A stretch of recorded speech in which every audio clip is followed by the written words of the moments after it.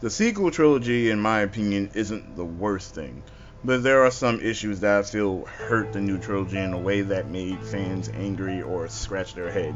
It wouldn't be wrong for me to say that Star Wars in the last couple of years has been a very divisive topic. When The Force Awakens was announced, it was a magical time for many. It's true. All of it. When the film finally released, it proved itself as a Star Wars film, albeit one that may have already been seen. The second film, and my personal favorite, please don't fucking kill me, The Last Jedi had a very interesting reception, to say the least. Critics thought very highly of the movie, but general audiences had a mixed response to it. Critics felt that the visuals, music score, and overall tone were great, while fans drew issue with Luke Skywalker's characterization, the fate of Supreme Leader Snoke, and the subplots, among a few other things. And then we get to the finale of the Skywalker saga.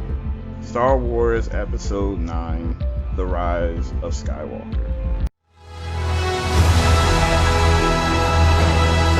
This one is where the critics and fans have issue with the film. From the beginning of this movie to the very end, you can tell that something was off. The signature opening crawl reveals that Emperor Palpatine, you know, the guy who went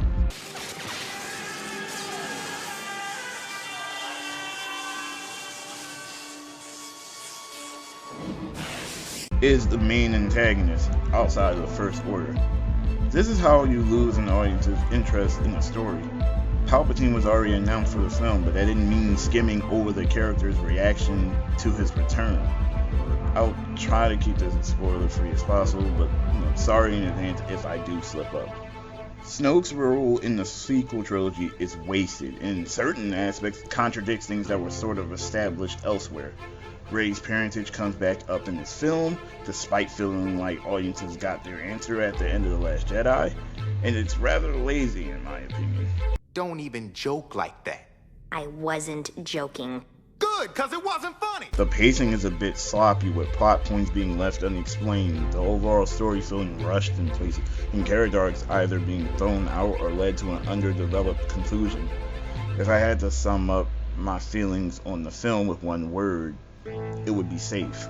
I didn't understand how significant plot points and subplots from the final installment of a trilogy could be haphazardly employed. Then it hit me while looking at reactions to the film.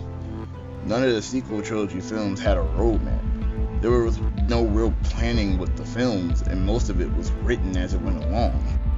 Mr. Anderson, why do you persist? There is nothing wrong with not having an outline for your story, so long as your narrative makes sense across multiple installments. I actually mentioned something similar back in 2018 about Justice League, but at least Zack Snyder had a vision for Justice League. A vision we may see glimpses of with his cut on HBO Max in 2021. George Lucas, the man who created Star Wars, the man who gave us the prequel trilogy, at the very least had extensive plans for Star Wars, even though most of it didn't pan out. The screenwriters on the sequel trilogy probably tried their best to give Star Wars fans the best conclusion they could get, but instead the trilogy and overall Skywalker saga ends more on a whimper than a bang. It needed more time to flesh out the story so that things wouldn't be a retcon or a general asshole that contradicted itself because there wasn't any cohesion in terms of plot. With all that being said, though, the sequel trilogy isn't completely bad. I say it's actually pretty good, but it has flaws. Big flaws that can hamper one's experience with the films, and I think it's a justified one. When the tie-in book has a better explanation than the films itself, I think something didn't go well. No, it depends. Well, you can say that about most anything. It depends. Of course it depends. Of course it depends. Of course it depends. Yes, I suppose you're right. Of course it depends. However, that doesn't mean I'm not going to throttle a little swamp rat.